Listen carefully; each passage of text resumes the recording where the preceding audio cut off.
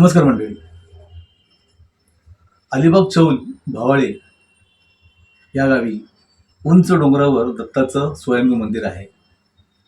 त्या मंदिरात आरती होत असताना श्वान पण त्यावेळी आरतीमध्ये सामील होऊन त्याच्या परीने त्याच्या भाषेत आरती गाताना खालील व्हिडिओ आपल्याला दिसेल. चला तर बघूया. धन्यवाद.